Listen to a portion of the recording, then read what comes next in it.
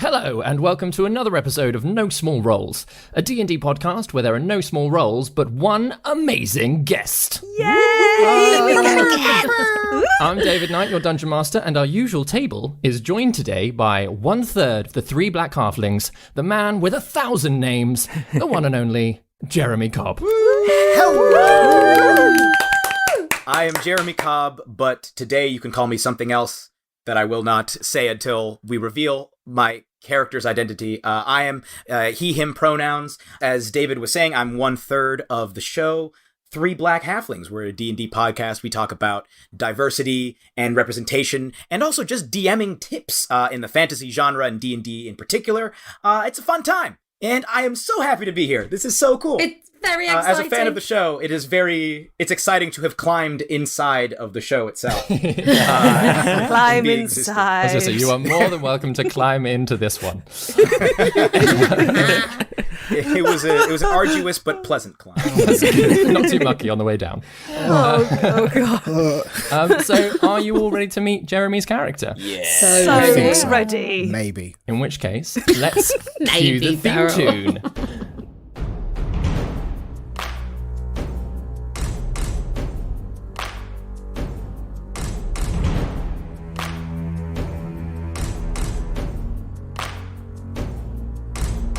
Prepare your party of players and polyhedral dice. Your tragic backstory better be worth the sacrifice. Seize your sheets and D20. Let's play D&D. Your haggard character swaggers with daggers in each hand. You've all discussed what you must, but even better laid plans. Take a turn when checks are missed. Roll initiative. Brandish your blades. Don't fail your saves. No risk too great, no choice to roll. This is your story. No guts, no glory. Confront your fate with every roll. Every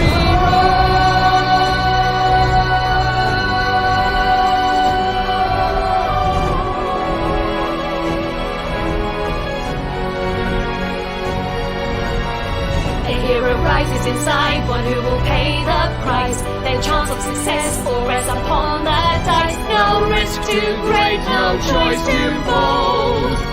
This is No Small Roles. So, sat around a campfire, Juna revealed her tattooed body and explained that one symbol, the 7-petaled flower, marked her as a force from gnomish legend, destined to balance the world. 7 were born every 7 generations, 3 for the light, 3 for darkness, and 1 to balance each side. And even Juna did not know which path she was on. With Orin musing as to the origins of his own mystical markings, and Enkidu sharing the tattoo of his former companions, Gwendolyn asked Gaius if he too was marked in some way. Cover your ears, Jeremy, if you don't want spoilers. The masked bard then revealed his face for the first time to show the mutilated scars he kept hidden beneath. Having disclosed their secrets, the party rested, but not before Enkidu took to the skies, flanked by Ruana and Aggie, Orin's new goosey homunculus. The following day, they arrived in Rudderville, but not before disguising Myra as Gwendolyn's younger sister, Jenny Rose. Exploring the town, the party spotted an argument through a window, realised they had missed the morning ferry, and found passage on a small cargo ship, the Chugalong. Captain Halley agreed to transport them to Drostad, and they set to work helping to load her cargo from the Trapper Company. 6 crates full of elemental batteries. As the party ferried the crates, they heard the local guard asking after a young girl seen in town, and with Enkidu and Gaius collecting the last of the batteries, they were drawn through a small crowd on the dock by the noise of a hurdy-gurdy and a recognisable character. And that's where we're at. So, Jeremy, Gaius and Enkidu are moving through the crowd. What's happening? I think the first thing that you would see, bouncing above the heads of the crowd, apparently in the center of what everybody's surrounding, you would see some feathers bouncing, doing a bit of a jig. And as you get closer, you would see that these feathers belong to a very tall bird with a large, I guess the simplest way to say it is axe-shaped beak that is absolutely getting down with its bad self. Underneath it, you hear this hurdy-gurdy tune, not entirely dissimilar from the flute section of the song Stonehenge by the band Spinal Tap.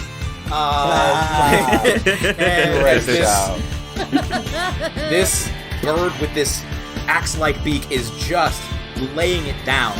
And you don't see the source of the music until you get pretty much to the center, because the source of the music is actually a very, very small individual.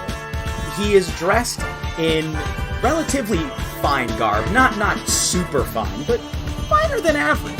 You see that he's wearing a musketeer-style hat with a feather, a sort of dashing feather sticking out of it, and absolutely going ham on this hurdy-gurdy is, in fact, a black halfling with what you can only be described as a blue mustache and a blue afro underneath the hat. Amazing. Just amazing.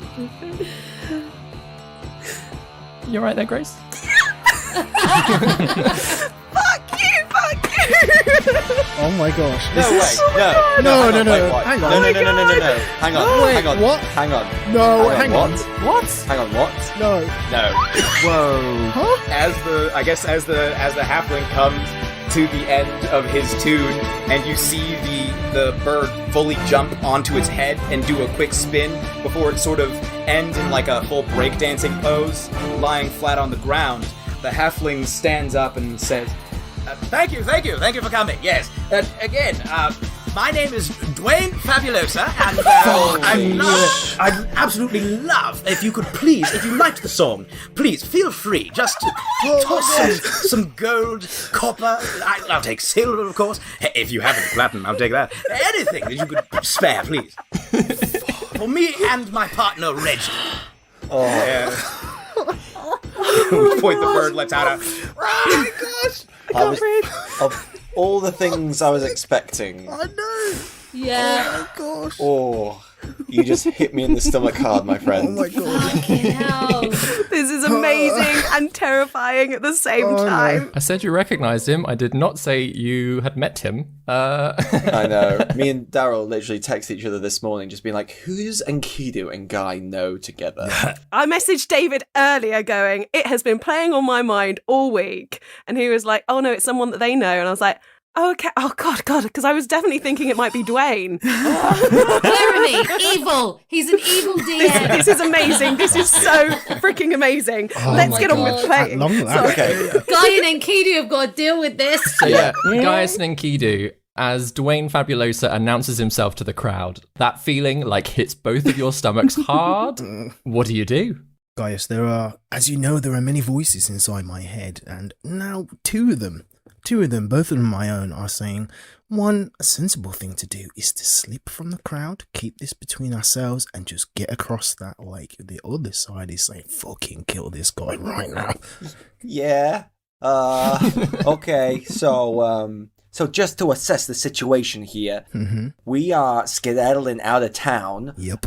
We are seeing our friend's like long lost husband, emphasis on the motherfudging husband.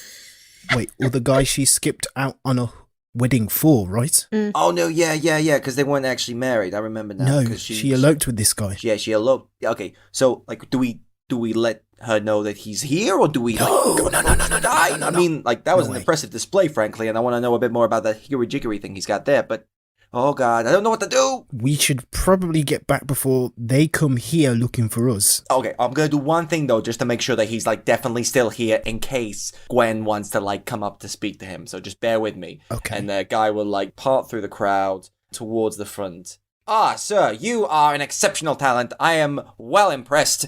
And so I will gift you a golden coin, sir. And I will throw it into, I don't know if he has, where am I throwing it into, Jeremy? I've lowered my hat, and people are able to throw coins in there. Here you are, good sir. And you know what? I am so impressed that I think that my friends would really enjoy hearing your music. So please stay here, and I'll drop another gold coin. And Oh. we will come back, and maybe you could give us like an encore if you don't mind. Well, tell your friends to bring their gold coins as well. You've got a deal, my friend. Yeah, no problem, buddy. No problem at all. All right, see you in a bit. And I will like go back to Enkidu. Ta-ta! You know what? I've spent literally 10 seconds with the man, and I kind of get it. What? That's all I'm saying. He's got a charm. Anyway, what were we going to do? as not even hearing you saying that, but you just glance over and see Dwayne smile, and on his teeth a little ding of light appears. Just looking at various people in the crowd, schmoozing. I can see what could make him sound compelling. He does look like an excitable, energetic young fellow. Gwendolyn's lived a sheltered life. He looked like someone that could take her on an adventure, and that's exactly what happened. She just got over that incident back in Berrien's field. Yeah. We can't tell her or show her. Okay, like let's walk and talk here, because we got this big heavy thing. Yeah. Is it sort of like a Ross and Chandler thing where we're like walking down the dock with like this massive box while talking over it? Oh yeah. Okay, yeah, but the thing is, like, it's her choice at the end of the day, man. Like, I think we gotta be honest with it. Like, what are we gonna do? Just lie to her and say that we saw like some pretty ducks or something? Well, it's not really lying if you don't say anything in the first place. I mean, she's doing pretty well with Myra. Yeah, like, don't get me wrong. I'm all for a lie. I love a lie. There's nothing that I enjoy more than a fib. But this is Gwen we're talking about. This is the guy that she's supposed to be, like, looking around the whole continent for. You're right. I just thought about if it were me, what would I want to do? I probably would have liked to have known at the time. She is in a better state to hear this kind of news, but... Okay. I'll give this to you then. We tell her now, and then she makes that decision. Or we tell her on the other side of the lake, and then she kicks our ass for not telling her on this side of the lake. And she's a monk, so she could do that. You are a persuasive fellow, aren't you? And I narrow my eyes at him. All right, well, I see it. I understand. You're definitely a good friend to her. I'll back this, but I'll let you tell her. I don't know how I would say anything. Damn. And Keely will just snigger a bit like, yeah, got you there, bastard. And we'll make our way, I guess, to the gang. As you're sort of strolling away, Dwayne, the conversation sort of starts up with somebody in the crowd about like, oh, where are you travelling to next? Like, are you going to be in town long? Like, what's your plans? Like, that's great music going on. Yeah, well, thank you. Sadly, I'm not going to be here for very long. I'm actually on my way north, you see. Just trying to get together enough funds so that I can hitch a ride on one of the barges in the harbour here. So, just heading north, you see, yes. Thought I'd put on a little show and put my talents to good use. I mean, that's a right shame. So you're down with Hallie on her ship, is it? I suppose, yes, probably. Which ship does Hallie... Oh, right down the end. See the chuckle on. See those two blokes carrying that... Yes, okay, yes. Yeah, right. yeah. Sorry, I never actually asked what Hallie's name was. I've just met, it's one of those things. I mean, she's like, to be honest, you just see that beautiful red hair and like, that's all you need to know, innit? Yes, well, yes, that's all I need. If you got time to play again, like, we'd love to have you over in a tavern. Like, that'd be a great drink for the night. Well, if I'm ever down this way again, I might just take you up on that offer.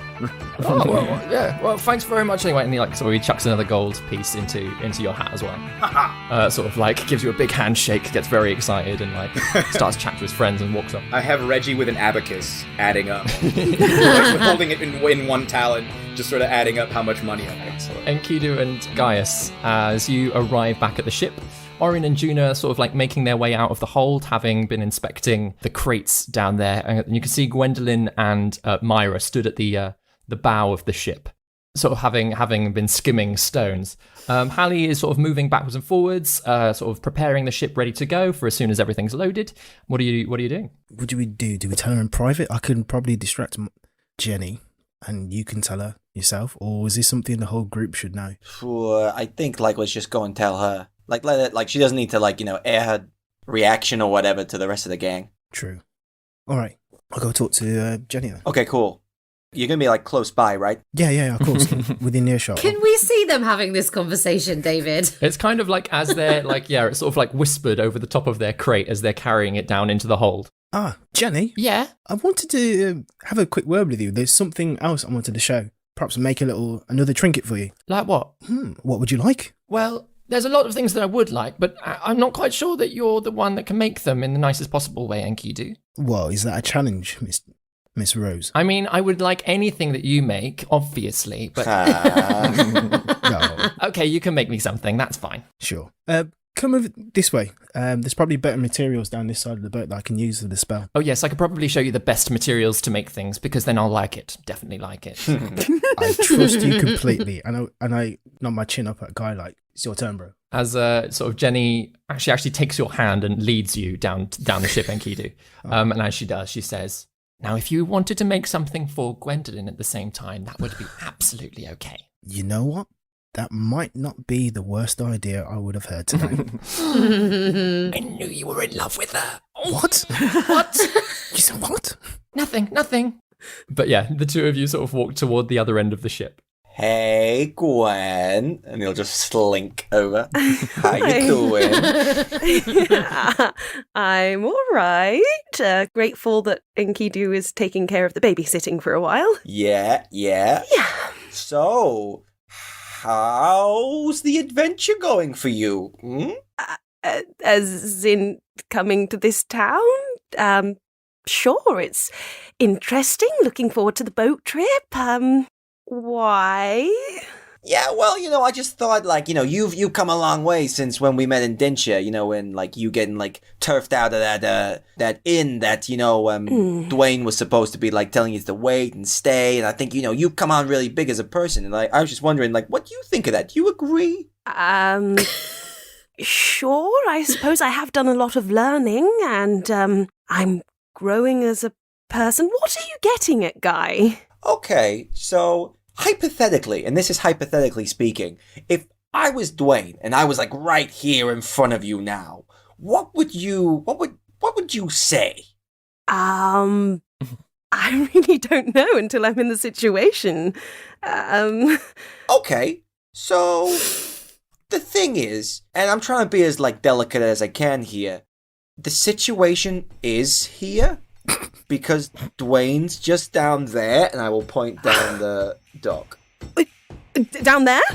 Gwendolyn starts storming off in that direction. Okay. And you're not even off the boat, and you can see that this little blue afro with a little musketeer's hat is walking its way down the dock toward the ship, followed by a fairly large bird axe-beak creature behind it. Can I ask how near we are whilst we're in a descriptive moment, like Orin and Juna? Can we see what's going on? Oh, Orin and Juna, I can imagine that, yeah, having come up to the top deck, yeah, you were just having a nice chat, and then over a shoulder, again, you've seen this glorious halfling approaching the boat. Oh, okay. All of you are suddenly seeing this same sight all at once. Oh, and in following in the descriptive spirit, Dwayne's afro is actually shaped similarly to young Frederick Douglass. So half of it has kind of been sort of pinned down, and he's got a big bulge on one half.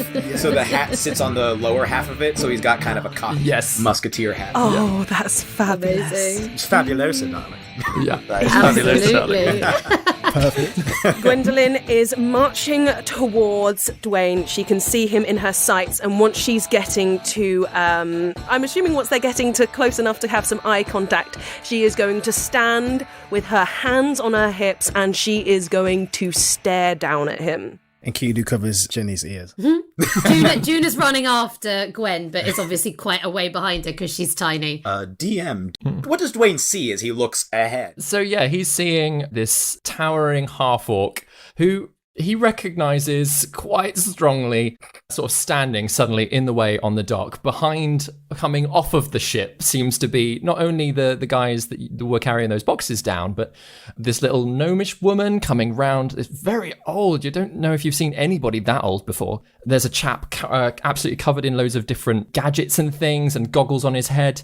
The captain, there's a red-headed, pale, freckled human woman stood on deck as well, who seems to be watching the sudden commotion from her guests. Doesn't know quite what to do, but is just sort of stood back on the boat. And yeah, whether or not you stop in your tracks or you keep going. Oh, there's also a child in terrible makeup.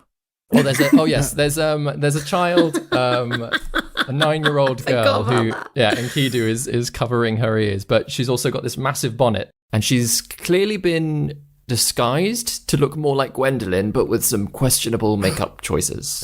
And her hair's been painted green in a really terrible way as well. Dwayne sees that and decides to look the other way on that one. Yeah. It's a thread we'd best not pull. That is a bad disguise, is what it is, yeah. Dwayne's gonna shoot a look up at Reggie, who is still walking next to him, and give him a wink. And then I'd like to make it look as though I've just kind of caught sight of Gwendolyn. So it's kind of like I was sort of gazing off into the middle distance, turned, then... and as I turn, oh! Gwendolyn! Darling! You're here! Just as I'd hoped! And I'm going to drop my hurdy-gurdy, begin weeping, and rush forward, arms outstretched, and like hug Gwendolyn by, I guess, the knees? How tall I am.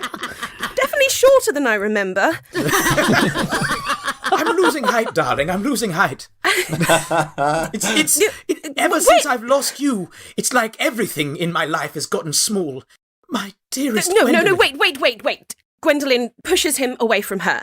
This is no time to darling me. You disappeared without a word since you've disappeared. You took my money. I've not been able to find you. I've searched everywhere for you. And you seem to be perfectly fine and healthy right now. What on earth happened to you? My dear. As he starts talking, Juna pokes him with the end of her quarterstaff, which has got like an amethyst orb on, takes a massive deep breath, looks him square in the eye, because they're probably similar height, and says, "Where do you get off? Turning up like this here? You left her back there. You've ruined her life. What do you think you're doing? This is despicable behaviour. I cannot believe you have the audacity to come here and pretend that everything's all right. You have no idea what this young woman has been through, what she's had to overcome since you left her, and she's not the only one you've screwed over since you left her. You have been going left, right and centre, ruining everybody's lives. You don't think that's what you do. You ruin lives. You're a despicable young man. I can't believe you've got the audacity to even look at her. Do you have anything to say for yourself, huh? I can't believe you've done this. This is some of the most... I am 200 years old and this is some of the worst behaviour I have ever seen. So, can you explain yourself? You have the nerve to turn up here. You have no idea what this young lady has been through. No idea. No idea. I don't care what you look like. I don't care how fantastic you look, Dwayne Fabulosa. This... And she just stops. It's the first time ever she's just stopped talking. And she steps to one side and lets them have their moment. Dwayne has been taking, like, in-breaths to start speaking over and over, and now he just sort of pauses, just like... Reggie is also sort of, like, leaning around, looking, just like, oh. I'm sorry. Are you finished? Juna just turns away. Dwayne's eyes fill with tears as he looks up at Gwendolyn and says, "My dear, I don't know what you have been told, but things are not what they seem. You see, when I left you, I was captured. Oh. By agents of the Vondale family. They wished to keep me as their own personal performing monkey. They'd heard tales of my talents and my abilities, and it was only by the grace of our goddess of death that I was able to get away. I tried. I've been wasting away ever since I left you. I begged with them. I pleaded. I sobbed. You can see. I take off my hat and I say, you can see. My hair is thinner than when I last saw you. My hair started falling out. I quickly put it back on to hide the fact that my hair is, if anything, thicker. I want to take this moment to insight check him, please. Absolutely. Should I roll an opposed Yeah, you make a roll. deception? It's up to you whether or not it's persuasion or deception. You don't have to let us know. Okay. Can Reggie give me the help action by also looking very sad through all of this? Yes, like looking just absolutely. a very pitiful, sad bird through this whole... Give yourself advantage. Okay. I rolled 22 for insight. Whoa. Okay. Oh, yeah. Dwayne, depending on what it is you rolled, again, you don't have to let us know. Okay. What does Juna take from what you've just said. I won't tell you what specifically I rolled, but the number was a 26. So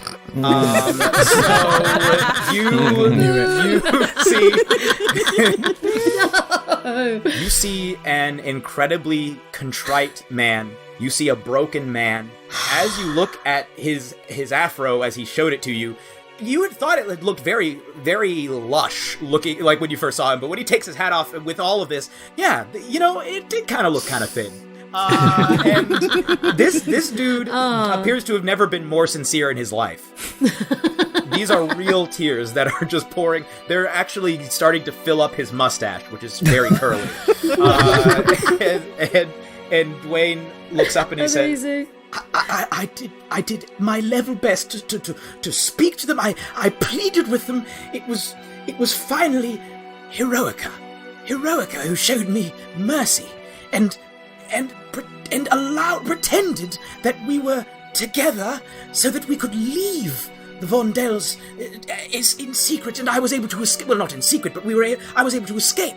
You see, it's only since then that I've been trying everything that in my power to get back to you, my dearest. I approached in a forest a hag who used a spell to foretell that you would be heading in a northward direction from this very port. And so I have arrived here trying to get enough money to give you the life that you deserve and pay you back your 50 gold pieces. I think his story lines up. That sounds completely believable to me. I want to ask DM, how many gold pieces did I get from my performance? Because I got at least one from Guy. Yeah, we'll say 17 altogether. From Guy. 17 altogether, and a few copper thrown in there. Okay. A bit of sort of pocket shrapnel thrown in. Yeah, Bard's first question, how much money did I get for my last performance? Yes, spoken like a cast of actors. I hold out my hat with the 17 gold and a few copper and say, "This is what I've been able to scrape together since I escaped. You don't need to forgive me, I understand. I should never have left you in the first place. Please, would you accept this as what you are rightfully owed? And I promise you, my dear, there is more coming." Gwendolyn is just like, her mind is racing, and she just snatches the money off him. "I hear that Heroica had quite a different story, and that you actually stole money from Heroica and left him stranded. What do you have to say to that?" Heroica was simply doing his part to help me maintain my cover, you see. If the Vondel faction knew that Heroica was in on it with me, Heroica certainly would have faced consequences as well. It was I who told Heroica to tell that story. I assure you, it's not true. I have nothing but affection for Heroica. He's a very, very kind man, very sweet and tender, and it was ever so. I simply can't go on. Look, I've lost so much, and I can't say I've gained anything back exactly, but just seeing you fills me with such joy and hope for the future. Gwendolyn, could you ever find it within yourself to forgive me? I honestly don't know whether to believe you or not, Dwayne. I have been dreaming about seeing you again for such a long time, and now you're here in front of me and begging for my forgiveness, and I just don't know if I can believe you or not. I want to. Trust me, I really do, but I just don't understand how it took you so long to find me again, and I just don't know. Well, you don't have to know now. In fact, perhaps you don't ever have to know. I don't want to pressure you. Look, I was planning on taking this cargo ship, north. Judging by where you're coming from, I presume that you and your companions we're also planning on taking the same vessel. Perhaps while we're aboard, we can use the time to let the healing begin. We can catch up. I can give you more details about where I was, and you can tell me about your adventures. Dwayne is going to reach up and take, I guess he can reach maybe one of Gwendolyn's middle fingers. Just like grab one of her little fingers. He's going to take it in both of his hands. She's very tall. Yeah. He's going to jump up and grab onto... I'm like twice as high, aren't I? Yeah, he's just going to jump up and grab one of her hands and kind of hang there, looking up at her with the light glinting off of his now waterlogged mustache. He says, Can you find it within yourself to spend some time with this poor failure of a man, a broken down halfling? Gwendolyn looks into those eyes and that beautiful blue hair and that moustache that tickles when they kiss, and she remembers that. And she looks at those eyes that almost seem to wink, even though they're not winking, because they're just so charming. And she says, I'll think about it. And she takes her hand back. And she gives him a little slap. Can I roll a dexterity saving throw to not completely fall? Like as I fall over Yeah, go for it. That's a 4. Natural 4. I don't think my dex save is high enough to get me to anything. No, like you fall prone, so the slap, even like Gwendolyn has to fully bend down to you on the floor to like slap you. Do I have to roll to slap him? No, with him on the floor, that's automatic. Dwayne lets it happen. Yeah. I look up. I put my hand to my mustache, take it away, glittering now with tears, and I say, I deserved that. I dare say I deserve much more. You certainly do. She's not quite sure if she's flirting or threatening. Yeah.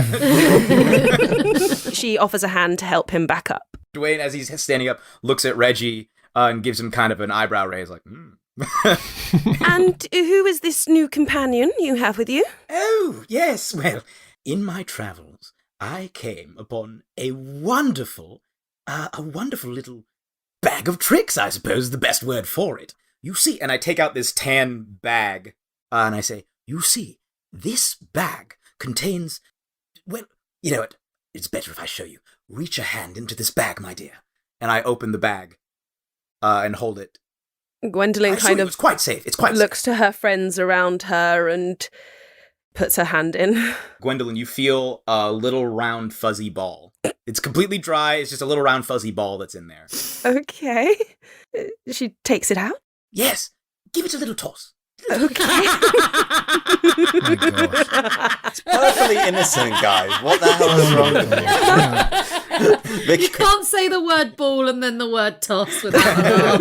She reached into the bag, grabbed the fuzzy ball. My tan Gave it a toss. Go ahead, sure, PG audience. Gwendolyn gives it a toss. Okay. I will roll a d8 real quick. You've got the table in front of you. Okay, so the ball bounces along the ground, and then you see a puff of smoke, and in where the ball was, a full-grown tiger is standing there, and it looks at you and goes, wow. And I say, yes, well, hello there. I turn and I say, it's all right. Oh. It's my friend. That's Winthrop. Winthrop, okay. Yes. Gwendolyn is having like flashbacks to the panther in the woods and just a little bit nervous. She clearly looks very nervous about like if it's going to attack her. I say, show her you're friendly, Winthrop. Winthrop sits down, gives like a big smile and holds out a paw. Just like a big tooth, like a really, like it's normally what like a threat sign, but in this case, Winthrop just like gives like a and holds out a paw for you to shake. She reaches out and she shakes the paw. Yeah, he lets you shake it. I think at this point, Ruana, who is currently a goose, comes and sort of flaps around Winthrop. Winthrop was looking at Gwen and then just starts to follow this goose, and I was like, easy there, Winthrop. I was getting carried away. Winthrop, are you any relation to the Wingthrops? Winthrop just kind of looks at you and turns his head. That's right, he doesn't understand. No, of course not. No. Just very similar. Just want to check, Gosh, Gwendolyn realises she's not really breathing. And I think I might need to catch my breath a little. I suppose, Dwayne, I should introduce you to everyone. Obviously, Juna, you've already had quite a piece of her mind. Yes, and this is my good friend Gaius, also a talented bard like yourself. Yes, we've met. Hello there. Hello. Interestingly, he was offered a job at the Vondells and he just walked away. Well, perhaps the Vondells realised the error of their way. Perhaps. Maybe we should ask them. Oh no, we can't. They're dead. Oh, okay, yep. I had not heard that. Yes. It's something we heard about on the grapevine. Like, it's been the talk of the town all over the places and Yeah, stuff. something like that. It just, the news kind of spread that they were no longer in Tillisham, yeah. Yeah, it's this guy who say he heard it from another guy, who say he heard it from another guy from a tavern or somewhere like that. Yeah, that's how we found out. Huh? Yeah. I'll give a glaring look towards Juna. Yeah, that. Oh, well, I'm terribly sorry to hear that. Do you know if Heroica's all right? Gwendolyn looks to Orin and Juna. He seemed fine. A bit frosted, but fine. Pretty annoyed. Very angry at you. Yeah. And he doesn't like being called Dwayne Johnson. No. No, he doesn't. He doesn't like us calling you Dwayne Johnson. He wasn't very happy with us when we met him. That come out. Yes. Well, it was, I suppose, Dwayne Johnson was never something that I went by, but he did once refer to me as The Rock. I won't say why. But anyway... Did he ever ask you what you were cooking? No, they hadn't hired me for my cooking skills. But I would love to learn if any of you... Anyway, we're getting sidetracked. It's wonderful He to meet wasn't all very of you. happy with you, basically, is Yes. the long and the short of it. Heroica is a very convincing actor. Much like I'm sure yourself, Guy, we as bards, It's wonderful to meet you all. Dwayne Fabulosa, I'm ever so sorry. It seems as though I've caused all of you some distress, and I don't know how I can ever repay you for uniting me with Gwendolyn and keeping my darling Gwenny safe. Well, I suppose my price would be 2 gold coins. Gwendolyn just passes the hat with the gold in to Guy, all of it. Wow. And the hat. Thank you very much. Wait, okay, I can get another. And I believe you have one thing backwards, friend. We didn't keep Gwendolyn safe. It's the other way around. Oh, Gwendolyn looks at Enkidu like, okay. well, Gwendolyn, I knew that you were a tough customer, but I had no idea that you were... Are you these people's protector, bodyguard? It's a team effort, but I have found that I have quite ample skills when it comes to combative situations. It seems the way I've been trained growing up is actually rather useful in those situations. So I have killed an owlbear and a few zombie deers and a zombie panther. Well, Yeah, she kicks ass. Yeah. Yes. apparently so. Oh, I always knew that you had ample skills. Yes. Whilst sort of the conversation is happening, Enkidu, you just feel Myra tug your hand a little bit. And first of all, she says, "Is he Gwendolyn's ex?" Sort of. His situation is very complex, but... I love it. Okay. Well, next thing. There seem to be some guards coming towards us. What? Should I hide downstairs? Yes, that would be a good idea. Okay. And whilst sort of everyone's sort of edging toward the boat anyway, you just see Myra just walk downstairs into the hold. I'm sure you don't say downstairs when you're talking about a boat, but below decks. Below deck. Below decks. That's the one. So she heads below deck. And as sort of you're all edging closer and closer toward the boat, there's 3 or 4 guards that seem to be approaching, which you can all see just over Dwayne's shoulder. Shall we take this on the boat? Yes, let's all go into the boat, everyone. It's about time we shoved off. Why are we doing that? Oh, yeah. That's a good idea. Okay, come on, everyone. Let's go onto the boat. Come on, Winthrop, Reggie. Wait, hang on. These guys are coming as well? Oh, well, I'd feel remiss if I were to leave them. Don't worry, they'll be perfectly fine. They're very well trained. We do have a horse. Oh, lovely. Well, How big is this boat? That was a weird Is that the brag. first thing Oren I said know, this like- episode? Weird brag. Sure.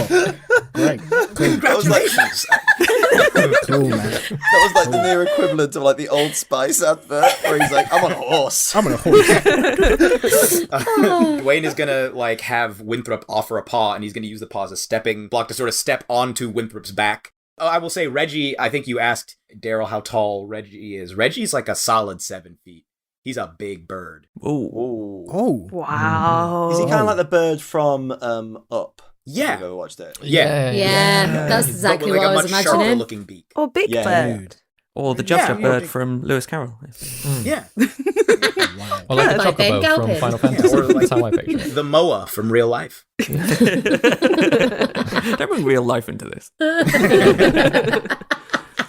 Yeah, so you're all sort of like hurriedly getting on, but one of the guards sort of steps forward, sort of walnut skin. They're all wearing the same sort of like flat caps, sort of to mark them all as guard. But one chappie walks forward and goes, excuse me, there's been word that there was a young lady seen on the boat or on a boat nearby. Round here. None of you have seen anything, have you? I'm the youngest lady on this boat. Yeah, sometimes I get mistaken for a young lady because I'm quite small. I thought I saw something like that in the tavern back in town. And I'll try and describe the tavern that we were drinking at earlier on. Yes, he's right. Yeah. Oh, yeah, the water's edge. Yeah, there's like a group of people hanging around this little girl. I just thought it was really weird. Yeah. Trying to be secretive and stuff. Is that... You sure? We were told that they were perhaps down on this boat is the thing, traveling with the nice orcish lady. So that Oh would no! bring I us- think Dwayne, seeing that this is happening and his having seen a little girl, is like, he's like, oh no! I think you might be mistaken. This is the chug-along. Yes, you see, you're looking for the chug-a-lug. Yes, that's the chug-a. It's right down the pier. Right down the pier. Just keep going. Turn left. You right down. So you've seen a young girl at the tavern, and you think they're down at the Chug-a-Lug. Yes. Yeah. Can one of you make a persuasion check with advantage? I'll go for it. Go on, Dwayne do Dwayne. it. Let Dwayne do it. Okay, Can't believe Dwayne's here. that's a 24. Oh, 24, hot damn. yeah. Sort of the guards have a word. Oh, thank you for your assistance. Sorry for bothering you. We'll be checking out the Chug-a-Lug.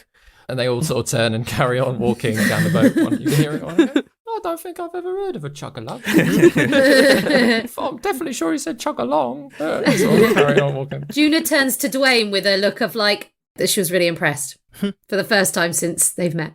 He gives them all a smile, a wink, and a little ding with the teeth again. David, can I ask, how much of the earlier conversation between the two of them did the rest of us hear? Between Dwayne and Gwendolyn. Dwayne and Gwen. Oh, I'd say all of it. Okay, cool. Yeah.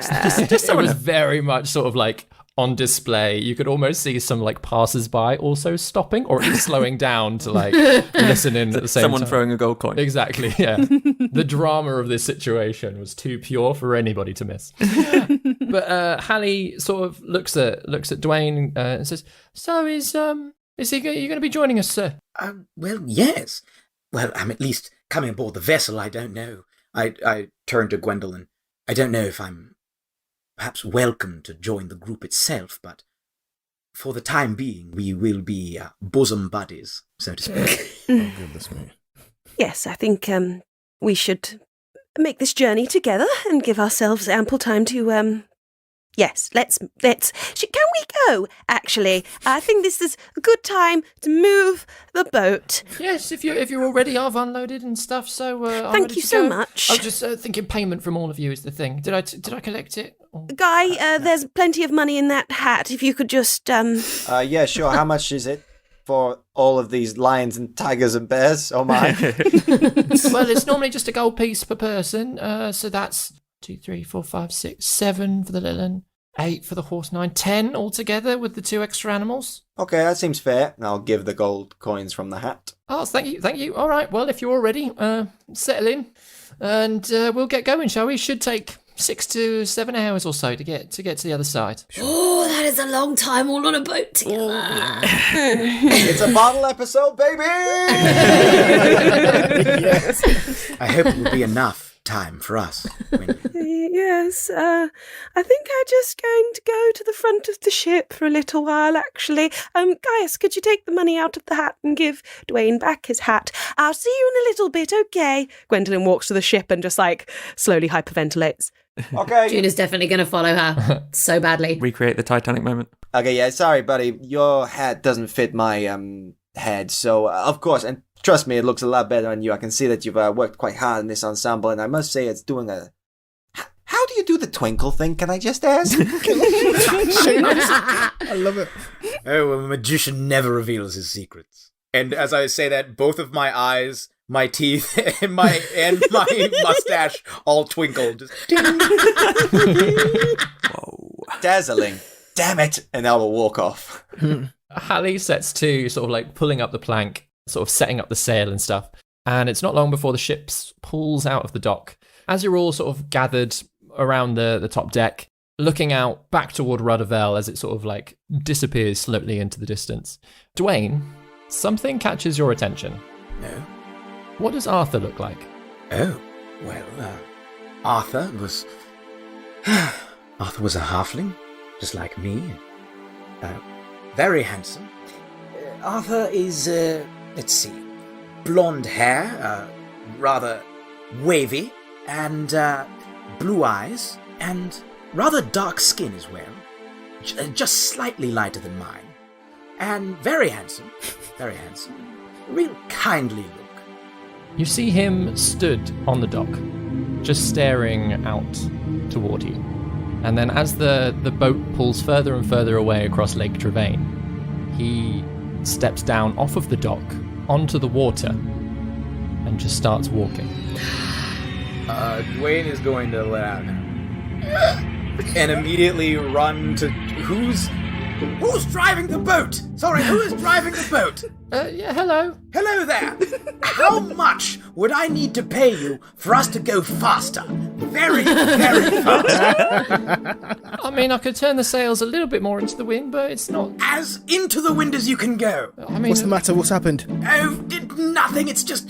I've just felt I want to feel the rush of the sea. Really? This is a lake, buddy. The rush of the lake. Right. I mean, you're most likely to feel the rush right at the front there with the young lady. Yes, I want to give her space. I can put myself sort of in a central position. Please, if I... Look, how much would I need to give you in order to kind of... You know? I mean, it goes as fast as the wind. I'm so sorry.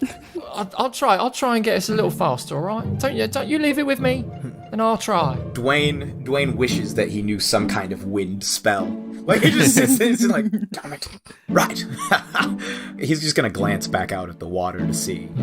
Is Arthur still there? Yeah, he's still there. The boat is moving much, much faster than him. He is just walking at actually quite a slow pace. Slowly pursuing this boat, but he is definitely on the water and is not stopping. In fact, even as the boat turns slightly to catch more of the wind, you can just see that his own trajectory just turns slightly so that it's always in a direct line to you. Right, just going to, I'm absolutely bushed. I'm just going to sit down for a moment. Dwayne's just gonna put his back against the mast, sink to the ground, and then call Winthrop over, just sit next to him so that he can and put a paw around him so he can feel safe. So you just see a little. I think all that's really visible is a head, a head with a hat on it, behind this gigantic tiger. Amazing. That's adorable.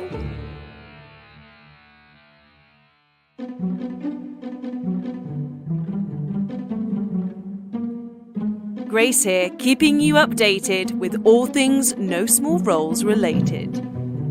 How awesome is Jeremy Cobb? If you haven't already, do go and check out 3 Black Halflings.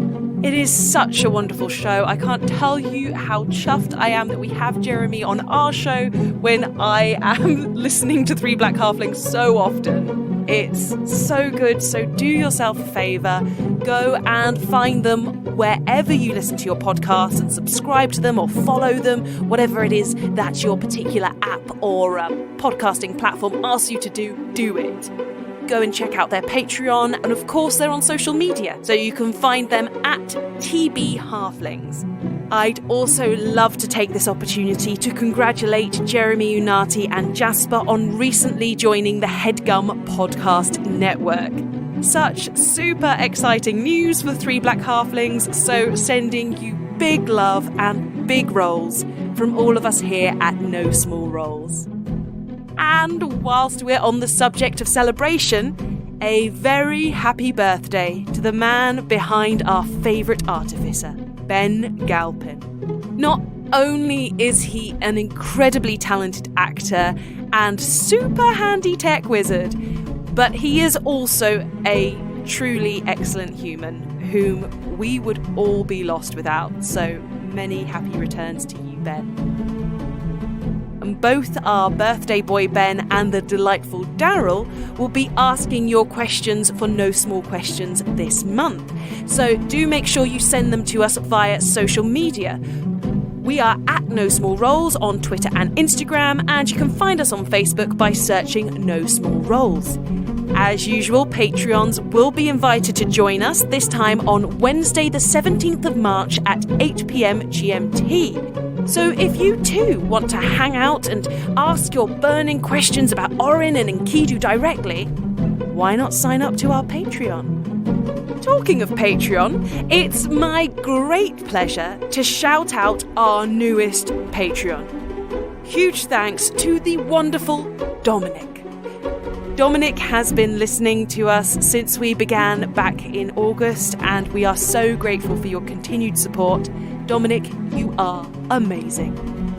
And before my heart bursts with any more joyous news, I think I'll just say, that's all from me for now. Let's get you back to the action. So, during this journey, what are you all doing? You've got 6 hours on this boat. And yeah, after a good half hour or so, the Ruddervale, you can't even see it, really, on the shoreline. It's so small and so distant. The weather is nice, it's mid-afternoon, it's fairly sunny, so in that it's quite nice just to sit up on the top deck, and the breeze is cold as it's coming across the water, but it's not uncomfortable. And Kiri will probably have got Myra out from below decks, and once the coast is clear, so she can at least see the atmosphere. And she does, especially realising that she's out of sight of the town. She sort of like takes off her disguise. Takes off the bonnet, dips her hand over the side of the boat, grabs some water and tries to get the green out of her hair, tries to make herself look like herself again. Sure. And the whole time she's doing that, she's just like, so Enkidu, yes, who is the man? And also, does that mean that Gwendolyn... I mean, it's not that I know, but like I think we both know what I know. So... like, what are you going to do about it, Enkidu? What am I going to do about it? Yes, what are you going to do about it? This has nothing to do with me. I think it is a lot to do with you, Enkidu. You could lose her. What? What are you saying? What? I think you know what I'm saying, Enkidu, and you're being very coy about it, but I think now is not the time to be coy. He is a very, very, very, very handsome man. Okay, here is one thing to get straight. You are talking about 2 adults, both of which make their own decisions. Gwendolyn made her decision, is in the process of making a decision about what to do about Dwayne. That is completely up to her. Whether the others, yes, the others, not just me, have anything to do with that decision, that is up to her. I'm not going to initiate anything or contribute anything unless Gwendolyn wants. To be honest, have no idea what to do about this. I do not trust this guy. Do not trust him for the effect he has had on her. Seems very nice, though. But yeah, he is a handsome bloke. I mean, he's literally glowing. He's literally glowing. He sparkles. Goodness sake. But this is Gwendolyn's choice. But there's a life lesson to be learnt in this. Mm. To err is human, but to forgive is divine. And it will cost Gwendolyn a lot of herself to forgive this man for what he's done to her. What did he do exactly? Let's just say she took a bet on having a more interesting life with this man. And he left her. He left her alone in the world. And she's had to find herself on that journey with us. Before she completes that journey, he comes back into her life. So there's a lot going on for her right now. And given the history between Gwendolyn and myself, we've not... So there is history between you. Not the kind you're fishing for, young lady. Well, I'm just looking out for you both because you're both very nice people and you're helping me quite a lot. And I think it would be a really nice way to describe you to people if I said, oh, well, this lovely couple. That's considerate. Oh, gosh. Should I go and have a word with him? I'll go and have a word with him. She walks over toward the mast. Excellent. This little human girl, sort of tan skin, short black bob, comes over and stands like directly in front of you, Dwayne. Looks over the tiger's paw and just goes, Dwayne slowly looks up. Yes. What is it, my dear? You're a very handsome man. Thank you. You seem a very cute young girl. Okay. Would you like Do to... you still pet my love tiger? Gwendolyn? Oh, sorry. What? Do you still love Gwendolyn? Oh. Deeper than anything in the world. Deeper than the deepest ocean. Taller than the tallest mountain. More intense than the hottest flame. Does my love for Gwendolyn rage? Her mouth drops open. She looks over at Enkidu. She says, "You've got no hope." And sort of sits down, like just flops away onto the tiger, and just starts like fiddling with a little contraption that she's working on. What are you working on there, my dear? I'm just building stuff. Don't mind me. It's not something you'd understand, even though you're very pretty. Can you tell me again how I'm really cute? Oh, yes. Wait. I think the first thing I noticed was your general face shape. I've never seen a face quite so perfectly round before. And then the next thing I noticed was your cute little button nose. It's positively adorable. I don't know which of your parents you got it from, but whoever it was, they did a good job. At the mention of her parents, she stops being so happy. It's just an air of like, it drops slightly. She stops fiddling. My dear, I would hate to pry, but have you suffered a loss? You seem a bit stricken. Can I trust you, Mr. Fabulosa? I am the most trustworthy man you've ever met in your life. I completely believe you, actually. I'm a little bit worried that my parents are not my parents anymore. Hmm? Well, whatever do you mean? Well, it's very hard to describe, but they came home about a month ago, and they said, well, they didn't say, I don't think they're them since they came back.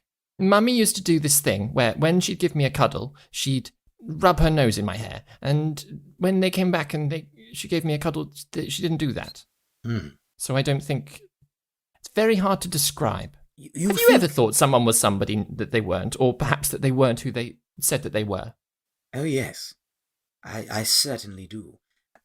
My dear, there are creatures in this world that can assume other forms. I don't know if it's what has happened to your parents, but it's not outside the realm of possibility. You said they went away somewhere. Yes. Have you told the rest of the group this? I told Gwendolyn, because I also trust her, and I think perhaps if you love her as much as you say you love her, then maybe she likes you a little bit as well. So maybe that's why I trust you, because you like her so much. Well, I certainly hope she likes me. Should we perhaps discuss this with Gwendolyn? Well, yes. Should I take you to her? Yes, please. Gwendolyn, what have you been up to? I have been working out. I have been doing push-ups. I have been doing sit-ups. I've like been like getting Juna to just like count how many I'm doing, and then I've been finding whatever I can to just like punch. Like she is just getting out all her physical everything. She is sweaty. She's taken off layers of her clothes. She's basically just like in her bloomers, corset, and like undershirt, full on like workout, like whew, she's trying to get it all out because otherwise she's going to scream. In between, Juna keeps being like, so do you want to talk about it? No. Do you want to, why don't we talk about your feelings? Juna, can I use you as a balance to weights? Like maybe What? like just Kettlebelling Juna. just like getting her to help me with like anything, like take this layer of clothing, like can you get me some water? Can't talk about things right now. I imagine Juna like with a towel around her neck and a whistle at this point, and just like being like, yeah, go. Amazing. Juna never gives up being like, so do you want to talk now? Like now? Maybe now? You want to talk about it? No. Thank you, Juna. Now? Thank you, Juna. Thank you so much, and thank you for everything you said to Dwayne, but I just need to try and get this out of my body before I hurt him physically. Do you believe him? I really don't know. I think I want to believe him. I'm not sure if I do. I still love him. However misguided this love might be, I don't know. I want to forgive him. I don't know if I should. I'm not sure he's the person I think he is, if that makes sense. He's giving the show of being that person, but I think that there must be something else going on for him to have stayed away all that time. I think I agree with you. Yeah. As you're having this brief conversation, Myra walks up to you, followed by Dwayne. Myra says, Gwendolyn? Oh, Gwendolyn's just a little bit embarrassed, but yes, Jenny? I was telling Dwayne all about my parents, like I told you, and he said that perhaps we should all talk together, and I thought that's a lovely idea because he's so nice. You think he's nice to you? Yes, I do. Well, sorry, I should start calling you Myra again now, yes? Well, yes, I think it's okay. Yes, Myra, I think if everybody knows what's going on, then we can all help you better, and if Dwayne suggested that, then that was a very good idea. He's got lots of good ideas, actually. Yes. Lots of romantic ideas. Really? Yes. Out of nowhere, Juna starts punching the punch bag that Gwen's been punching. Like This is a much great smaller shift. indents. I would love to be on this boat that has a punch bag on the boat. Imagine how ridiculously Out of like hard that is to sacks and hit. sand and Like, stuff. you've taken like rope Yeah. that you've like bound this thing in, yeah. Yes, well, he said that I'm very pretty, and so he must be telling the truth. Well, I mean, you are very pretty, of course, so... See, exactly, that's what I thought, and that's why I knew. Well... Anyway, perhaps we should all have a conversation. Yes. Gwendolyn can't be asked to put her clothes back on. She's just staying like this. She's hot. She's just like, she's still like overheating emotionally. But she looks really badass. Like, you know, she's still like pretty covered. She's in like full on like bloomers and everything. So she's she's not inappropriately dressed. So after sort of everyone gathers together, Myra explains what she explained to Gwendolyn the other night about her parents having come back different after a family meeting in the Wingthrup workshop up in the Golden Forest. Sort of she explains what she knows about the workshop, that not only is it a place for the family to gather, it's a place for family members to be tested on their intelligence, and also occasionally a place to heal the most wounded people that the normal institutions that the Wingthrups have can't deal with. The people that are incredibly badly wounded that need like an even higher degree of prosthetics. They quite often do get taken to the workshop, but though it's very rare. But sort of she explains it all to the entire boat. Even Hallie is sort of like looking over her shoulder as she's like steering the ship, like, yeah, sort of Myra explains everything and sort of nods and stares at the whole crew. Wow. Myra, would you be willing or want to go to the workshop? I'm not allowed to, I'm too young. You're too young, why? Well, when the Wingthrups, if you're a Wingthrup, and you reach the age of 18, then you go for your first testing to see if you've learnt enough and to see if you're intelligent enough, and then the family find a place for you after that. A place? You mean like a job that the family needs? Yes, something to work, like the best way that the family can use you, so to speak. Right. But I'm only 9, so I can't go there yet. Oh. But that's why I thought I'd go ask Ferricine. She's 17, so she'll be going very soon, and I thought perhaps she could go and look. Well, we could get you in there. But I'm not allowed in, Enkidu. Well, no one has to know. I don't want to sneak in. What if there are spoilers? Sorry. I don't want to know the answers before I sit the test, Enkidu. No? I'm very intelligent. I can definitely ace the test anyway. Sure, but, this could be your chance for adventure. I'm not sure I want adventure. I just want answers. Yes. Okay. Did they ever let visitors into this place? No, and I probably shouldn't be telling you about it anyway, but Dwayne says that he's trustworthy, or at least I trust Dwayne, and he said that I should talk to everybody, and so I have. Well, maybe we could try and visit. I wonder, I don't know if this is a bit of a strange idea, but Orin, Yeah. you don't really know where you came from, and you have skills that line up with the Wingthrups. Perhaps we could introduce you as a long-lost Wingthrup, and perhaps that would get us entry somehow. Nobody would believe he's a Wingthrup. Why not? Oh, no. Well, just look at his work. It's not very... Oh, gosh. I just, clap Orin on the back and look, mate, I'm sure she meant well. I'm not so sure. Just don't worry about it. I mean, we could definitely try to disguise him. Everybody did such a good job disguising me. Yes. Well, just an idea to throw into the pot if we want to find a way to get in there. It sounds like getting close to it is the only way we're going to find out what happened to your parents, potentially. I'll have to think about it, because I still think perhaps you shouldn't go, but maybe Ferricine should. But I thought I would let you know what's happening in case you wanted to help her. And do you trust Ferricine? Yes, definitely. Okay. Maybe we should get to Ferricine first. Would be very interesting to meet her. Agreed. Mm-hmm. Yeah. Hopefully she's as pleasant as you. So she just narrows her eyes at you, Orin. I narrow mine back at her. Dwayne's just like, well, this has been a good talk. Shall we have some music? He starts playing another jaunty sailing tune on his Hurdy-Gurdy, which is just cover for him casting prestidigitation to try and blow gusts of wind against the sails to get the ship to go slightly faster. Guy will also, reluctantly, but he will, look out towards the ocean. He's been spending this whole time been looking over the side of the ship, thinking about the conversations of the other night, and then trying to flash a smile at the water, just try and get that glint in his teeth as hard as he can. And then he will, look down and realise that his foot is tapping along to the hurdy-gurdy sound, and then it will go up his leg, and eventually, his, hips will start to move, and then he'll start to eventually realise he's doing almost a jig to it, and he goes, I can't help it, and he whips out his lute and starts playing along as well. Yeah, as subtly as he can. Kiri will lean back, lean as close as he can to Guy, and then prestidigitate his teeth so they have a little shine. Gwendolyn's just watching Dwayne and going, I love him, I don't love him, I love him, don't love him. She just needs a daisy, doesn't she?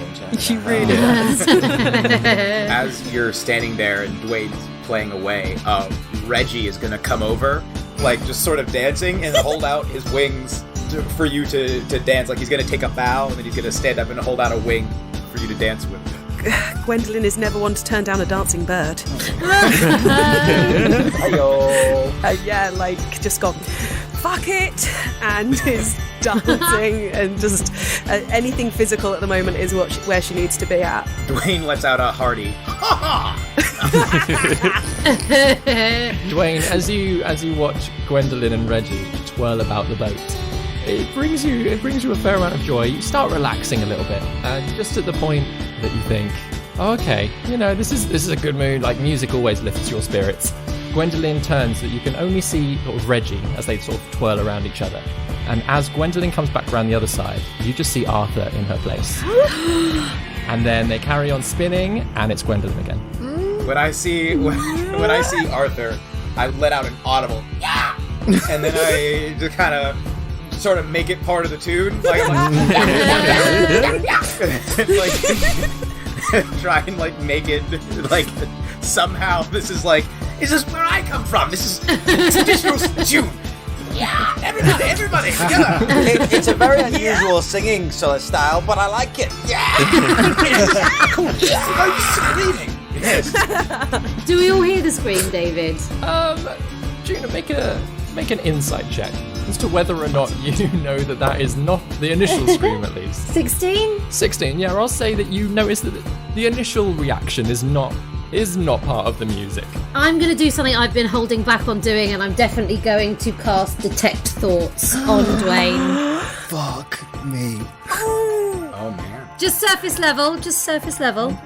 So, Dwayne, what's going through your thoughts?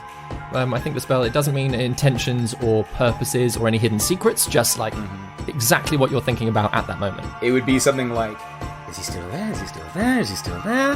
And I'd be like leaning, I'd be like sort of position myself so that I can kind of glance off the boat behind the ship. And then every time I see Gwendolyn, you probably have something to the my God, she's glowing. Beautiful. During this, actually, Dwayne, make a perception check. That is a 23. 23. No, you're quite happy, in fact, that he does not seem to be on the horizon at all. He's nowhere near you.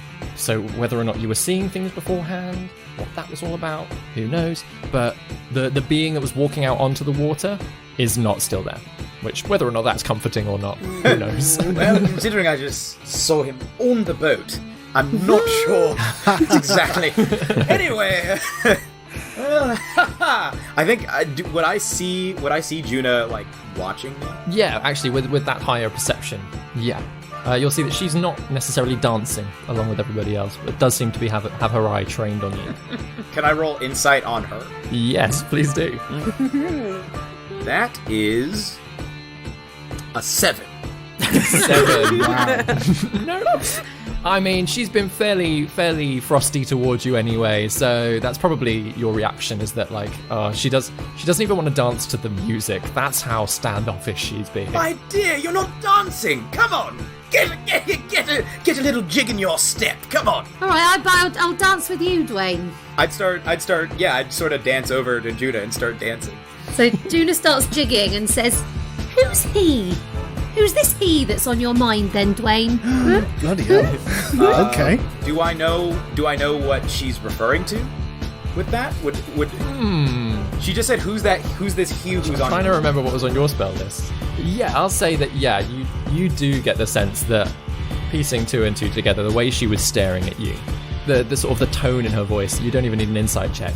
You get the sense that she's been in your head a little bit, perhaps. Okay. Who is it you're so scared, Dancy, of being on this boat, hey, Dwayne? Right? Well, it's funny you ask.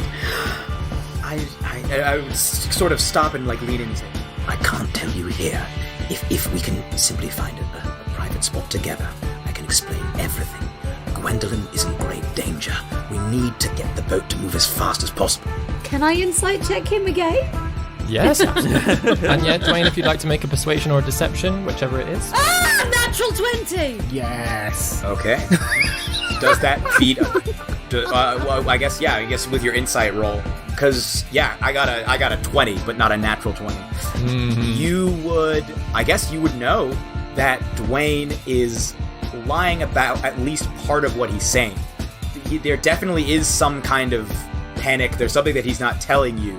But I guess it would be very questionable whether or not Gwendolyn specifically is in danger. Mm-hmm. He does want to talk to you privately, but it's that, like, the Gwendolyn part of it is very suspect. Okay. After the dancing later on? Yes? Yeah, whenever is best for your schedule. Maybe when you're done here, these lot seem to be enjoying this, and Well, I might as well finish now I've started, hey? So she sort of keeps on dancing awkwardly with Dwayne. I'm gonna dance back over to Gwendolyn and say, Gwen, let's you and me throw down like the old times, shall we? Sure, why not? Thank you, Reggie. You're an excellent dancer. Reggie, I'm gonna say Reggie like holds out a talon, and I get on Reggie's back so that I'm like at an acceptable height to be able to actually dance with you. Okay, guys, try this on for size, and I will teach it. Good luck with that, David. I know, right? Why do you do this to me, Chris? I'm really enjoying David, like, shaking his head and going, why? So much music. I know, right? Key change. Oh no! Hurdy-Gurdy, Oh my god. Now we're on a loot. Oh no. The squawks. Easy, you throw Fabulosa at us, we'll throw you something back. Dwayne puts his hurdy-gurdy away and is just dancing. Thinking to himself, I've been playing this thing far too much today. This could really be a burden on someone somewhere. I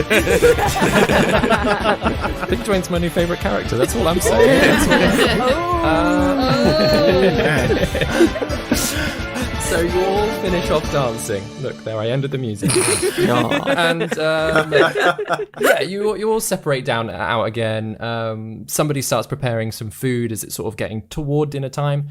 The sun is going down. It's sort of 5-6 in the evening by this point. So it's not quite dark yet, but with the sun, the clear sky, the sun sort of reflecting off of the water is giving the whole area around you this sort of like purple, orangey glow, which is very comforting. Dwayne, why don't you help me prepare the dinner? Oh, I can finally learn how to cook. Oh my gosh. Do you want to do that below deck or up on deck? Dwayne? Oh, well, you're the chef. You tell me, I'll come wherever you need. Should we have a barbecue? Sounds lovely. I know, right? I don't know. Love with the punching bag, the horse. No. Are we actually just on a ship. cruise? Yeah. That's what I'm thinking, yeah. I'll see you guys, I'm going to the casino. Right, yeah. We'll play shuffleboard with the old timers. Be back in a We bit. should go and see the evening show, my dear. But yeah, so the two of you head off toward like the back end of the ship, whilst everyone else sort of makes their way around. So we'd start cooking. I tell you what, why don't you... I'm assuming I've taken some stuff out of our rations. And Hallie sort of contributed a little bit Cool. of like sort of some beef jerky and stuff that was on the boat anyway Right. for you to use. We'll have some... shall we make some shish kebabs, Dwayne? Oh, sounds delicious, yes. Let's. As I'm sort of showing you how to do the shish kebabs, I'm like, so, Dwayne, what was it you wanted to say? There are forces in this world that are incredibly dangerous to those of us who seek to travel the path of light. You see, and you and your friends you are good people, I can already tell, and I do my best to be good. And I fear that there is some kind of evil force pursuing us. I think it is the same force that may have done in the Vondels. And I wish to escape it as quickly as possible. And you see, as I was looking out on the water, I saw some kind of spectral being, a monster. It was running on all fours across the waves towards the ship. And as I looked, I saw it fix its evil gaze on Gwendolyn. I think whatever it is, it's coming after us specifically for Gwendolyn. And what did it look like, this creature? It looked like a six-legged, bovine sort of creature. It had horns, it had a long snout, but inside of its maw were large, sharp teeth. Fangs even. It had a mouth full of fangs, glowing red eyes, a pair of tiny little wings. The wings, I don't know, I think they're just there for atmosphere. But the rest of it looked entirely functional. I saw 7 cow tails trailing behind it, each with a flame at the end. Have you ever heard of a of a ghost cow. What is this? David, have I ever heard of a ghost cow? You can make a history and arcana check if you like. Please be natural 20. No, it's not. It's 12. No, unfortunately, I mean, you've heard of ghosts, you've heard of cows. I mean, it kind of makes sense that you can have ghost cows. This sounds even worse than a normal ghost. I haven't, but that sounds horrible. Their evil moo echoes across the moors. It's one of the most frightening creatures under this blue sky of ours. Well, currently, I guess it's black. But look, whatever you do, don't drink the milk.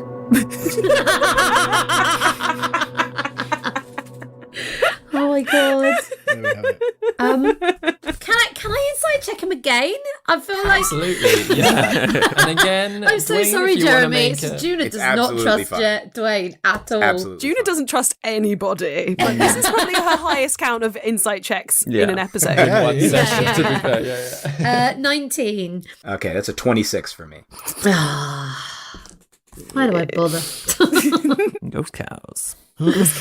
You don't know. It sounds incredibly believable, and especially with like the whole ghost cowl image floating about your head. Okay, I won't. I will stay away from milk. We must all keep on our guard. If that thing gets onto the ship, we must position ourselves between it and Gwendolyn at all costs. The last time I checked, I could no longer see it on the water. How do we know it's there then? That's the thing. I don't know if it's still behind us or if it may have found its way aboard already. I'm going to spend as much time next to Gwendolyn as physically possible so that I can throw myself in front of her with my body if necessary. Well, should I be looking out for something or just ready for this ghost cow to attack? If you hear a bell ring, a cowbell ring, don't see any bell. If you smell hay, Smell hay. if you hear a clip clop, it seems to come from nowhere. All right, clip, clock, bell, hay. I will listen out for all of those things. I love Gwendolyn with all my heart. I would never want anything to happen to her. Dwayne, I might have got the wrong impression of you. I think this is a very caring thing you're doing for our Gwen. Well, it's the least I can do. After what I put her through, well, not intentionally, you see, it's entirely incidental, but I do feel great shame for how much she must have suffered in my absence. And I appreciate you saying this. Your name is Juna, yes? Yes? Juna, I consider you a true friend and ally in this difficult time. And I hope that I can count upon you to do what needs to be done, should it come to fisticuffs, or fisterhooves, I suppose. I consider you a fair enough young man who I abide. Well, that's the best I can hope for. As you carry on talking, just behind the two of you, sort of you're cooking away, you just hear a cowbell. I'll be going to Gwendolyn now. And it's very close. And as you turn around to see if there's a cow, there's not. But on the deck are the words, "Why did you leave me?" What? Written in tar, perhaps? It's hard to say. Black sticky liquid on the deck. Cow has gained human speech. It's worse than I feared. It's a sentient ghost cow. Now, Dwayne, have you left someone else? Have you left a ghost cow? What? Have you abandoned a ghost cow? Is this what's going on? What is the meaning of this? I don't know. We should ask Gwendolyn. Yes, let's ask Gwendolyn. Is she near? Gwenny. Whilst Dwayne and Juna have been cooking, what's everybody else been up to? I'm probably sat next to Myra this whole time. Mm-hmm. So you decided to trust Dwayne very quickly. Well, he's very trustworthy, Enkidu. I mean, you're quite trustworthy. You're just a little bit scary. Okay, fine. In a sort of protectory way. I wouldn't want to fight you. You're very brave. Obviously, you know that I think that you're very brave. Yeah, I've heard you say thank you, but he didn't really do anything to earn your trust. We, effectively saved you from that elemental, and you were still wary of those. So what made him so trustworthy so quickly? I don't know what it is. It's just something about him, don't you think? No. Do you not trust him? No. Oh, I think he's very nice. He said lots of lovely things about Gwendolyn and how he felt about her, and then he called me pretty, and I quite like that. Yeah, but what has he done for you? Have you forgotten so quickly what effect it's had on Gwendolyn? How does Gwendolyn look? I imagine she's not far from us. Yeah, Gwendolyn, have you carried on working out? I've done a bit more working out, but I'm also starting to calm down, to redress, and I'm kind of trying to make myself look as good as possible. I'm trying to calm and just kind of going, okay, maybe I should try something different with my hair, maybe. I can't remember how he liked me wearing it before. No, I shouldn't wear it the way he likes it. But maybe I do. She's having like that, struggle. That internal. Yeah, like she wants to look good, but she doesn't want to try too hard because she doesn't want him to know that she's trying necessarily. So she wants to look casually, like she didn't spend hours trying to look good. Can't relate to it in real life. Don't know what I'm talking about. Enkidu, I think if you don't like him, I think that's probably because you're a little bit jealous of how Gwendolyn's acting. You know what? It's fine. You can believe whatever you want. But the truth is, Well, I don't know. I'm only 9. No, don't play that card. Don't play that card. I've known youths about your age that are well aware of how they are and what they know. But I'm so young. Oh, yeah, sure. And you're so young and you don't know anything. But I can ace this Don't know test. anything, Enkidu. Oh, you don't know anything, but you invented an exo power suit thing that shoots energy blasts. Well, yes, but that's incredibly straightforward. Oh, it's incredibly straightforward. Not many 9-year-olds I know could do what you could do. Well, no, not many 9-year-olds are as smart as me. No, I agree. You're very smart in that regard. But the difference is experience, isn't it? And Gwendolyn's having a bit of an experience where she's trying her best to figure out what she wants and how she feels, and Dwayne is making that very difficult. So you're saying that even though he's very, very nice, even though he has a lot of emotions... I think the word is charming. A lot of it's very manipulative. Yes, he's very charming, and Right. even though he has a lot of emotions, that he perhaps is not that nice. Maybe. The possibility exists. I'm not going to... Now that I see him up close and I've met him, I think I know less about him than I thought I did. So I'm reserving judgment until something presents itself. I'm not so quick to trust him just yet. I mean, it's very wise of you, Enkidu. So maybe there are some things about where we're going and what we want to do that you want to keep in your pocket for now, even from us, just to protect yourself. Okay. Yeah. Well, I mean, I think I've told you a lot now, but maybe other people, I maybe won't tell them as much. Do you think it was wrong to tell Dwayne? I wouldn't say it was wrong. I'm just want to make sure you're careful about who you tell what. Okay. Well, thank you for protecting me, Enkidu. Like, in the fight, obviously, but also just looking out for me. That's really quite appreciated. Sure. You're welcome. But you do think he's handsome, at least, don't you? Yeah, I do. All right, and I go up and walk off to talk to Guy. Oren, what have you been up to during this? Yeah, I think at some point he's gone up to Guy to be like, is he a good bard? He's the best bard, and I'm just looking at my reflection in the water. Yes. What? Nah, I'm just messing with you, buddy. And I'm going to turn around and be like, yeah. And I'm just like lean back with my elbows against the frame of the boat with my sort of feet straight, just enjoying the feel of the ship on the water. Yeah, like, don't get me wrong. Like, the guy is a dazzling personality. Personally, I'm liking the whole aesthetic he's got going on. But you know what? When push comes to shove, he has got a musical talent. Yeah. Not gonna lie. I mean, it kind of looked like he was just winding a little box, but I mean, if that's the musical talent, then fair enough. Listen, buddy, I have worked with some of the world's greatest musicians, and you know what? There is a technical aspect. You could play the lute or the flute or whatever instrument you want in the world as best as you can. But there's that it factor. There's that star factor. There's the, like, X factor. And I look at that guy, I see nothing but X. I see nothing but it. I see nothing but star. And it's driving me insane. Huh. He's certainly got something, hasn't he? I don't know what it is, but he's got something. I mean, the guy is, like, just, like, he is magnetizing. You gotta admit it. Like, wherever you are, like, you're just thinking, whatever he is, he's on something great. He's on something big. I don't know. You've clearly realized that, like, guy is quite infatuated with this guy. He's like clearly like taken his like whole sort of being as a person and is just sort of like almost idolizing it, but then at the same time thinking, oh, it just doesn't like, does something just doesn't fit, does not right, but he wants to, and he's just So the moment like from that answer that you just got, you just know that he's a bit conflicted, but there's a definite admiration for this guy. What about you? What do you think of him? I don't know. David, can I roll an insight on him just to see what I've kind of picked up of Dwayne during the course of the... Yeah. Well, he's been... Absolutely. Just a general kind of like, 19. 19. I mean, especially with all of the roles that Jeremy's been making. Yeah, he seems very genuine, actually. Like, he seems heartbroken to have lost Gwendolyn for a time.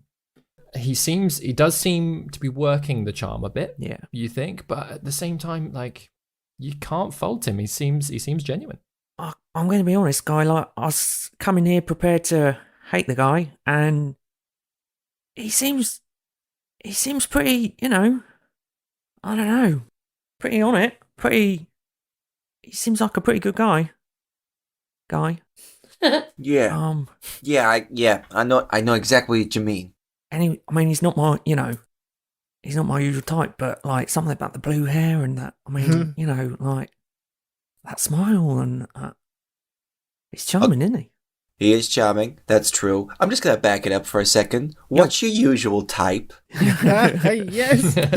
Yes. I don't know. I prefer something a bit more soldiery usually. Okay. Go on. And now, like, he's just gonna like lean his elbow on the on whatever railing is on the side of the ship, and just put his chin on his hands, and just be like, "Pray tell." Oh no! There's nothing much to tell, really. It's during this that Juna and Dwayne start calling everybody over.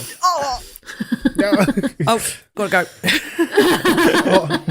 Gwendolyn like runs really quickly up to where they are, but then like when she gets closer, she like slows down like as if she was Cash, but she's like totally there before everyone else, and she may have used her monk skills to be even faster. Dwayne sees her and says, "My dear, you were glowing before, and you look no less beautiful now that you're more fully clothed and have done your hair differently. You changed it." This is just, the way that I do it sometimes. It's really casual. It took me no time at all. I mean, it looks like you put an incredible amount of effort into it, and I just have to say, I respect the fact that you care so much about your appearance, that you put effort into it. I as you may have guessed, I'm a man who respects appearances. So. Yes, you always look fantastic. Sorry, what did you need help with? Oh yes, sorry, I got lost in your eyes. Here's the thing. Gather round, people, wherever you roam. There is something rotten here. Okay, In the boat. possibly. Do we need to replace Possibly. it? Like, Well, here's the thing. Did you see the words? What? What words? Juna points with her quarterstaff as if like assisting Dwayne. As everyone looks, Dwayne prestidigitates, so everyone just kind of hears bum bum bum inside their heads. he is a good bard. Dwayne says, "I do believe there is something evil aboard this ship. Well, And you, my dear," as I turn to Gwendolyn, "you, my dear, I fear, are its target. Its primary target." Oh. Juna Minor Illusions, another bum bum bum. I didn't even see him go for his hurdy-gurdy. You sure you're not a bard? So, Why would it be after me, Dwayne? well, I don't know. Tell me, Gwenny, Dwayne. have you ever had any run-ins with any animals of a bovine persuasion? No, I suppose the closest would be the deer.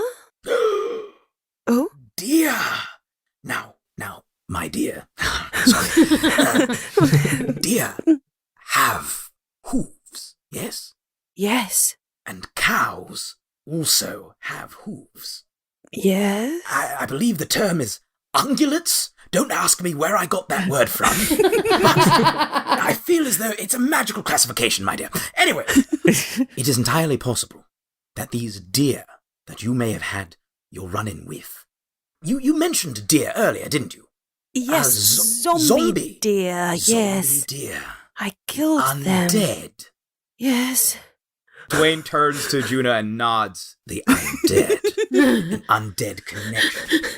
My dear, it is entirely possible that upon the re-death of these undead deer, that their vengeful spirits contacted some of their fellow hooved brethren. Whoa. I fear that you are being haunted by a ghost cow. What? A ghost cow. A ghost cow. I support myself by, as I say that, everybody hears. Where's that come from? A ghost cow. No, I know it sounds ridiculous, but Mr. Fabulosa has explained it, and it actually makes a lot of sense. No, you're right, guys. It sounds utterly believable. Don't milk it, don't milk it. Shots fired, shots fired. I think I've heard those jokes before. Yeah. What is happening? I'm a bit confused. It does sound kind of hard to believe, but if you believe, Juna, what's going on, a ghost cow, and it's on this ship, you think it's We dangerous? might not be on this ship, it might just be following this ship. What is it with this ship and weird animals, okay? No, it's not weird animals. Cover your It's ears, him. Reggie, cover your ears. No, it's him. Look, I've had enough of this. Ever since you showed up, Gwendolyn's been in a state. You show up, Miss Septhorn has a go at you, and how have you managed to work your magic to turn her to your side? What are you up to? What is your game make no here? mistake, I'm not on his side. I just think he has a point with this particular thing. What? A ghost cow? A ghost cow. After all we've been through, we're on guard for a ghost bloody cow. I mean, we have fought an undead owlbear and an undead deer. We're on a bloody ship in the middle of water. A ghost cow. Ghosts can fly. Oh my goodness me. David, with my magical experience, do ghosts fly? Make an Arcana check. Yes. That's what I want. Guys, we just have to think, what's at stakes here? 21 on my Arcana undead cow, can they fly check. I mean, you've heard of ghosts. You've read about them as an actual thing. Yes, some ghosts have been seen to fly. Have you necessarily read about a ghost cow? No. But, I mean, again, it sounds believable. Juna seems convinced. Oh my gosh. Okay, well, ghosts, check. Flying, check. Ghost cow. Don't know. What's this writing? What's this? Yeah, the question is, what did you do to the ghost cow, Dwayne? What did I do? Why did you leave me? You know about this ghost cow. Yeah. You have a habit of leaving people. And so why did you leave the ghost cow? I've never been with a cow. What's this? What's this all about? I know I seem like a horny fellow, but I assure you I've never been with a cow. Yes.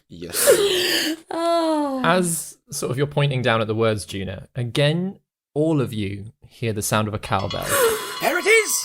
This time, it's a little bit more distant. In fact, seems to be coming from under your feet.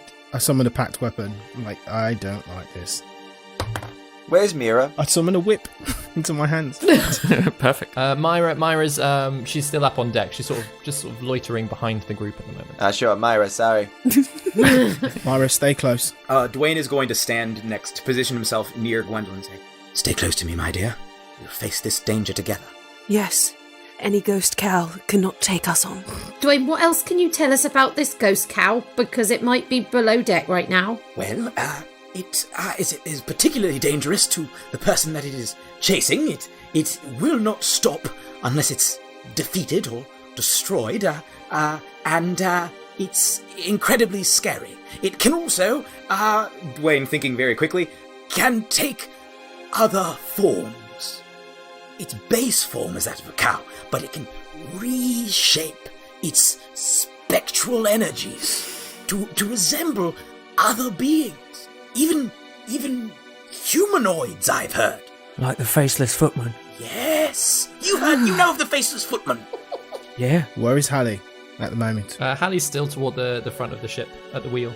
She is sort of like half aware of this conversation happening at the back of her boat, but she's like, what? Like, you can see that, like, she's like white knuckled, like trying to steer this ship. she's getting more and more stressed. David, can I ask a question that I feel I need to get on a t-shirt now? Where's Bessie? Bessie's below deck. Holy shit! A guy is gonna run downstairs. Whoa, guy! Wait, don't stop by yourself. Yep. I will run after guy. Brave man. You, the two of you sort of start, and the group of you start edging your way down the little rung ladders downstairs. Gaius sees it first. Orin sort of coming down the second ladder shortly after. Bessie is where you parked her on the boat. She does look a little bit panicked. It does worry you, because as you're coming down the ladder, you can just hear, like, hoof prints, the sounds of, like, clopping on wood, and it's just Bessie. It's okay. But then, as you do reach the bottom of the steps, Gaius, you see a halfling. Another halfling. Dark skin, blue eyes, blonde hair. Stood by the crate of batteries. And he's lifted the lid off. And then Orin gets to the bottom of the steps, sees this same person, and the man just throws the whole lot onto the floor. Can you both make a dexterity saving throw? Oh my god! Oh no. Cool. Yep, that's a natural 2. Oh no! For a 4. 21. 21. Oh, amazing. Next, can somebody make one for Bessie? You son of a bitch. Go on, Guy, I Chris, it's think got to you've gotta be make you it. rolling for Bessie. Yeah. No one else can You roll gotta for do it, Bessie. yeah. I rolled a 16, guys. So, there is a massive explosion. Orin and Gaius are both thrown back up the steps. Orin, you take 16 points of force damage. Gaius, you just take 8. And so does Bessie. She only takes 8. But as you're sort of thrown back up the steps, and everybody's sort of about to come down afterwards, you just get this, like, rush of wind come up. Everyone left on deck, you can see a slight crack just past the mast in the top deck. And then in the hold, where Gaius and Orin are stood, Orin pulling himself back up, you can just see these bursts of elemental energy start to form, coagulate, and ricochet as bolts of lightning start, like, blasting out of them. Fire seems to rise up. And that's where we'll end tonight's episode. Oh my god. Dwayne Well, at least he was Fabuloso. telling the truth about being in danger. David, I'm Yeah. so sorry about the music. I'm so sorry. Yeah, I'm sorry Please, too. just be easy on us. I'm sorry. I'll take it back now. No. I love making the sarcastic comments. Why did I fail the deck save throw? I didn't say anything about music. Why are you punishing us like this? And if you want, if you're just left on so much of a cliffhanger after that, why don't you go and check out another D&D podcast? Jeremy, I've forgotten. What's the name of your podcast? Called, I'm glad you asked. I'm glad That's a funny name for a podcast. It is called 3 Black Halflings. Brilliant. Go and listen to 3 Yeah. Black Halflings right now to fill in the gap between this cliffhanger and what is going to happen next. Dun dun dun. You can also follow us on Twitter at TB Halflings, and also Facebook, and also Instagram, all at TB Halflings. And yeah, that's pretty much it. Do it. Nice. That's Yeah, pretty nice, much it. They're more than just it. They're amazing. They are it. Then check them out on Dragon Talk. Yes, absolutely. Oh my gosh. Oh yeah, we were on Dragon Talk. Yeah. I was on twice. They did an interview with me, and then they did an interview with all 3 of us. Yeah. They're both good. They're both good. Yeah. The second one is the one with all of us is a lot funnier, but they're both pretty good. You have been listening to David Knight as your Dungeon Master, Ben Galpin as Orin, Daryl Bailey as Enkidu, Grace Kelly Miller as Gwendolyn, Vicky Gaskin as Juna, and special guest Jeremy Cobb as Dwayne Fabulosa. Original music by David Knight. Please tell your friends, subscribe, and follow us on